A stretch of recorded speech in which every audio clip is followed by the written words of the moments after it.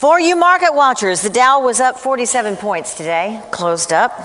But wouldn't you really rather know what's going to happen months and even years from now? How will the elections affect us where it hurts, trying to keep income equal with outgo? Sean Akers' positive psychology working, we're going to find out. I hope. All right, we've got some positive psychology here. Here's AlanBeaulieu. Alan? Hello.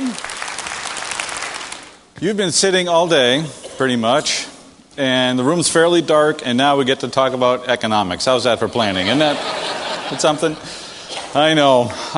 You know what? If you feel an overwhelming urge to nod off and take a little nap, I understand. Don't try to stop yourself. On my account, I'm male and I'm an economist. I have no feelings, so go ahead and do what you want. It'll be all right. I want to talk to you about the economy for today, tomorrow, and years down the road. I'd like you to see some relationships, maybe learn some things about our country that you didn't know before you came in today. I think we have lots of reasons to be concerned about the future, but lots of reasons to be looking forward to where we're going to. So let's see if we can deal all that with the time allotted.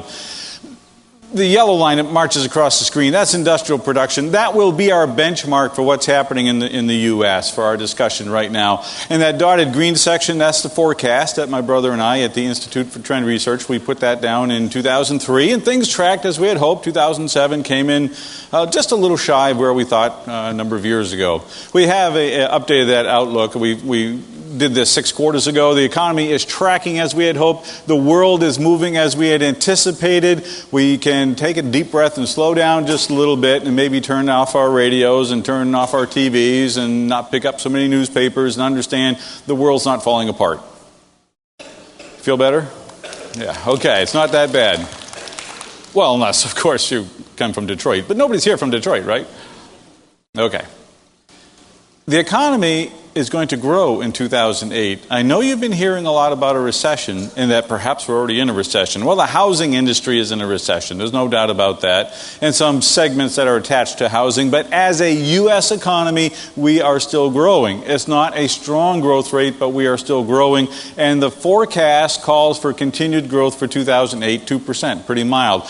We anticipate that growth based upon a lot of empirical leading indications that occurred last year in 2007. I don't have time to trot them all out and show them to you, but we have a whole plethora of indicators telling us the same thing. The economy is going to be doing well. We should be looking forward to very modest growth, not a recession in 2008. The trouble comes that blue line takes a header in 2009 and continues down in 2010. There is a recession coming, but we have a year to prepare for it. We have a year to get ready for it. The reasons for that recession range all over the place. Let's take a step back first and say, you know what? We could say it's all because of the housing market. If the housing market hadn't fallen apart, we wouldn't be having this problem.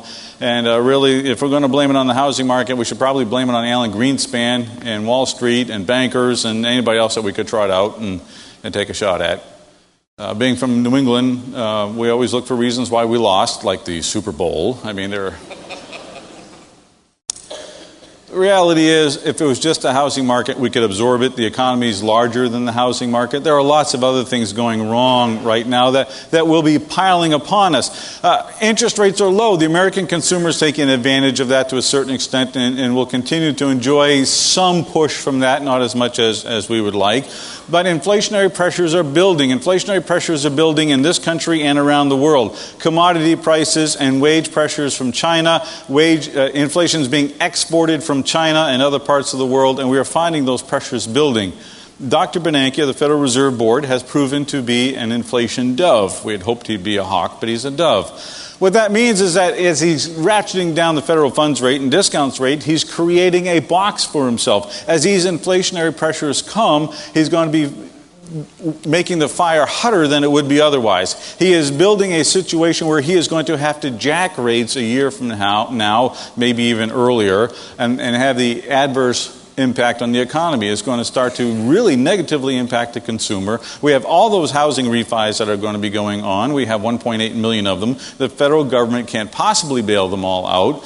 And so with more houses coming into the market, Dr. Bernanke having to raise interest rates because of inflation, consumers are going to spend less, and we're going to see this to be a consumer-led recession beginning about a year from now, give or take a couple months. But wait, there's more. We have high energy prices. And I know $87 a barrel, you're thinking, that's not so high, Alan. Remember where we were? That really sounds silly when you say it out loud. It's really not that bad, because it's about 6% of our personal consumption expenditure as people, which means it's manageable. It's not comfortable, but it's manageable. But we think that those pressures are going to stay on oil prices as we go through the next year, 18 months, and that they'll become uncomfortable as we go along. What I'm really more concerned about is the debt level that we are at as a nation and the demographics that we're facing. I want to talk to you about those. The liquidity crunch is upon us. We're all aware of that. Even people with good credit find it a little harder to get the loan that they need. I'm often asked, what about the presidential election? Does it matter? Well, of course it matters, or else they wouldn't have us vote. Yes, of course it matters. It doesn't matter to the forecast is a more germane question. It matters to us as individuals and to some industries, but it won't change my forecast depending on who's elected. I've been saying for a long time now, this is the Democrats' election to lose. Certainly seems like that's working out, and for a long time I have been saying I'm not so strong on it anymore because I'm not sure she's doing the job I thought she was going to do, but I've been saying that this looks like it'll be Hillary's election to win. And I think the next president will be a two-termer, by the way, because we'll be in recovery by the time we vote again, and that means that we'll applaud the president who had nothing to do with it and say thank you very much and vote her in office again. So if you're a Republican, I just told you that you might have Hillary Clinton as your president for 8 years. Now the recession doesn't seem so bad, does it? There are worse things that could happen to you. It's only a recession. We can live with that. Whew. We as a people have a problem, though, and that we're debtors. And I don't mean necessarily personally, although that's a problem. I mean as a people, as a nation, we the United States of America. We owe too many people too much money. That puts pressure on the dollar as we have to sell billions of dollars in treasuries each week, securities each week. That means we have to find willing buyers. We can't make people buy it. And so far people have wanted to buy it in order to keep the consumer happy, interest rates low, so that we can continue to buy their goods. Life is good on planet Earth, so everybody's happy, the money keeps moving. If we get into an argument with another nation, if we get into a trade war with another nation, if we get into a situation with another nation where they don't need us as much, those nations do not have to buy treasuries, but we have to sell them. We have no option. Our leaders have led us into this situation where we must sell the debt. So if nations don't volunteer to buy that debt, how will we encourage them to buy the debt? There's only one way, and that is to raise interest rates. And as we raise interest rates, that means consumer spending goes down, which means we just made things worse. It's a national security issue, in my opinion. It also means that the dollar, one of the things that I'm asked often is what keeps me awake at night. The answer to that would be the dollar could free fall if we're not careful. And if the dollar free falls and inflationary pressures really come washing on shore, interest rates have to go skyrocketing. And all of a sudden, we're not into a little recession, average recession, we're into a real heck of a recession. Are you depressed yet? I'm hoping you're not, but if you are, be happy, be positive, and you'll feel much better about this, right, John? Much better outcome if we go into this with the right attitude, and I believe him.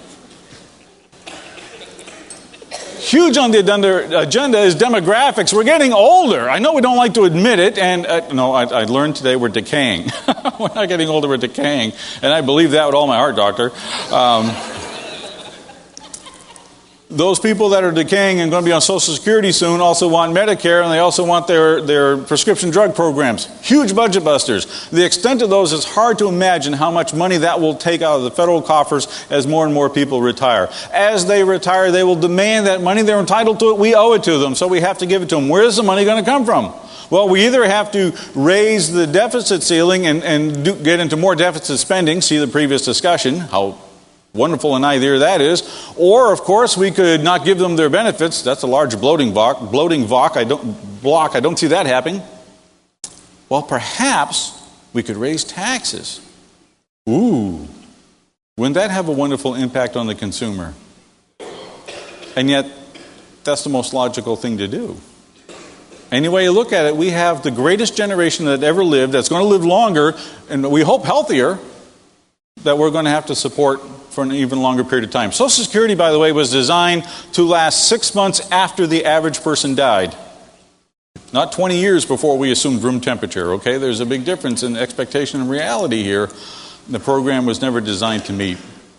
These things are coming together to put this tremendous pressure on the United States economy, and that will impact the world. The world is wrapped up with our economy. This overhead shows you that. The world's economy follows the U.S. You can't go to Europe and say, well, Europe won't feel this recession. They are going to feel it shortly after we do. You can't go to South America and think that it's going to escape. You can't go to any part of the world and feel immunity, because the world's largest economy, 27.7% of the world's GDP, is going to feel like a tremendous drag on the world's economy, and there's virtually nothing that can be done about it.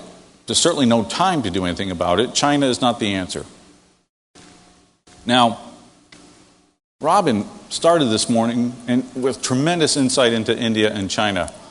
And she said, and I quote, "China is not as strong as it looks." And she's absolutely right. China is a wonderful people, a wonderful nation, lots of opportunities, and I'm not going to diss the Chinese people. That would be wrong. I want to talk about the Chinese government for a minute and the economy for a minute, and then we're going to get on to other things. Understand, please, the chief finance minister for Communist China. Just remember his name. If you remember his name, you remember the most important things. His name is Wei Lai. Okay, just remember that, and you have the truth about China. Their social system is tearing apart. We don't hear about that in the U.S. Their economy appears very, very strong, but it's got some systemic issues. How long can communism control capitalism is a fundamental question that can't be answered. It's happening right now fairly successfully in China. It's happening now successfully in Vietnam. It's happening right now where communism is controlling capitalism in a place called Vermont. But how long can it last? We just don't know. There will be change coming. There's too much stress because of the differences in the two systems. I don't have time, and it's not the point here to enunciate all the problems with China. Understand two salient points. The environment is a disaster, and that needs changing. Two, the demographics are working strongly against China. It is estimated, CIA estimates, there are 125 million more young, 24 years of age or younger, males in China than females. What does that do to a society when you have 125 million more young males than females? Well, you don't grow a population that way, and it tends to create a situation where people are just a little edgy. And we'll let it go at that, okay? It's hard to get that be positive thing going, you know? It's just not a target-rich environment. We think China's going to see a recession in 2009 and 10 as a best-case scenario. Worse things could happen. So the rest of the world will participate in our recession, so you can't go there to get away from it. So what can you do? Well, let's deal with what you can do, but first let's deal with a little bit of economic reality. One of my favorite graphs, I think it should be the presidential seal, but it's not. The economy is broken into two pieces here. Services on top, goods on the bottom. The amount of the economy as a percent of total of services versus goods, you see the goods line, the industrial production trend line has been moving up since the early 1990s. I dare say that most of you in this room thought industrial production was going down. It's not. It's going up. And it's been going up for a long time. We in this country are competitive. We in this country are able to produce things and export them. We are the largest exporter of goods and services in the world. China is number 3. We are number 1. Can you guess number 2? It's Germany. Strong country, Germany. We are able in this country. Let me give you a statistic, because economists love statistics. It's part of our reason to be. 25% of the world's manufacturing occurs where? China, or the U.S. and Canada's industrial production trends going down, but we're lumped together. Here. 7% of the world's manufacturing occurs there. But what do we always hear? China is the manufacturing floor to the world, and we're over 3 times the manufacturing size of China. Sometimes I just don't get it. It kind of reminds me of Adlai Stevenson. He was running for president. He said, we need more than just thinking Americans to vote for us, because we need a majority. I mean, we got to get the... We have to understand that we are competitive. The UN, which loves us so, they'll go out of the way to say nice things about us. The UN has said that we are the most competitive nation on earth. The UN has said in studies that the U.S. worker, farm, non-farm, factory, and office, we are the most productive worker on earth. Did you know that about us? We're not just schlepping around. We are a competitive, productive nation that can compete across a whole host of goods, and we do it on a daily basis around the world. We are still able to, and we still are a great country. And it's about innovation and productivity. The moment that we stop caring about innovation, rewarding innovation, and pushing innovation is the day that we start to lose ground and that the negative prognostications become correct. If we do not reward this in a very meaningful way as we go forward, we will be in trouble. The moment that we stop pushing for productivity increases, we will be in trouble. Which means the moment that we adopt socialism, we will be in trouble. But right now we are able to forge ahead because these two things are still on our plate. Let me tell you something that's going right in our nation, and that is the demographics are not as bad as you may have been led to think. The U.S. of A. right now has 300 million people. We are at the replacement rate. I don't have time to talk about all the other different nations, but understand that since we are at the replacement rate, that means every woman of childbearing age in this country is having 2.1 children. It's the 0.1 which is a trick, but the 2.1 children is happening. Because of immigration, we are adding to our economy, which is a good thing. We should be adding immigration. Putting up a wall is a bad idea. We are seeing our nation grow. That means jobs. It means taxpayers. It means innovation. It means opportunities. It means consumerism. It's happening in those nations that are on the positive side of the scale. Nations that are on the negative side of the scale have long-term systemic problems that must be dealt with. And until they deal with them, their long-term view has to be dim. The ones on top have to be bright. Europe is changing quickly. Russia, by the way, the lifespan of a man in Russia, expected lifespan is 57. And if you disagree with Putin, it's a little shorter than that, okay? They want to call it a democracy, but it's a funny one, We are leading the way in so many ways. French philosopher, late 1600s, that's where this comes from. You and I are the adventurers. You and I can take all the information that we're given and say, hey, look at that, we're going to be in recession, hon. We can look at all this and say to ourselves, well, I hope it bypasses me. That's not going to work either. We can hope that the next president comes along and is going to make everything all right. If you believe that, when I have a bridge to sell you. What it comes down to, you and I have to be the ones who do something about it. It's going to be you and I who make a difference in this world. It's going to be you and I who take our companies, take our opportunities and make something of them because we're smarter, because we're applying competitive advantages, because we're doing the things that are necessary based upon where we are in the world and where we are in the economy, based upon economic realities. We have to be the adventurers who step out and do great things. We can't just wait for somebody to come along and do it for us. That doesn't work. I also want to leave you with this context for your stepping out as a great adventurer. I was doing a talk 2 years ago now. In the back of the room, a gentleman stood up and said, Alan, I want to tell you what's wrong with America. I thought, well, this is a clever ending, Alan, but okay, go ahead. He said, well, I'm from Europe, so I know what's wrong with America. And I unkindly thought to myself, I bet you do. He said, this is what's wrong with America. America has stopped believing in herself, he said, and has started listening to what other people say about her. He said, I don't come from here. He says, I come from a place where you don't have the freedoms you do.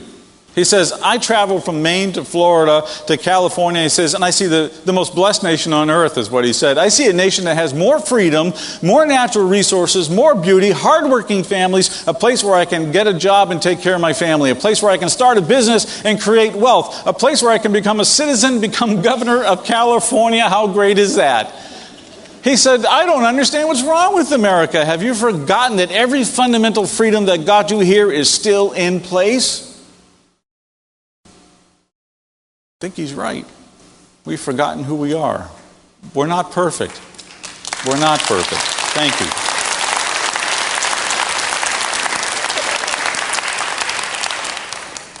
We're not perfect people. But realizing that challenges can be overcome isn't blind patriotism. Realizing that we are competitive and able to go forward and do these things is what gives us the opportunity to prepare for a recession, watch your cash balances, watch your balance sheets, watch your competitive advantages, watch your inventory levels, watch your capital expenditures. I can give you a whole list of things that you want to watch for. But it also gives you time to deal with that so that you can come out the other side into a land that is still the land of milk and honey, the land of prosperity where you can have a bright future. Your kids will have a bright future because we're having them. Thank you very much. I appreciate being here today. Thank you. Thank you. Alan, don't go.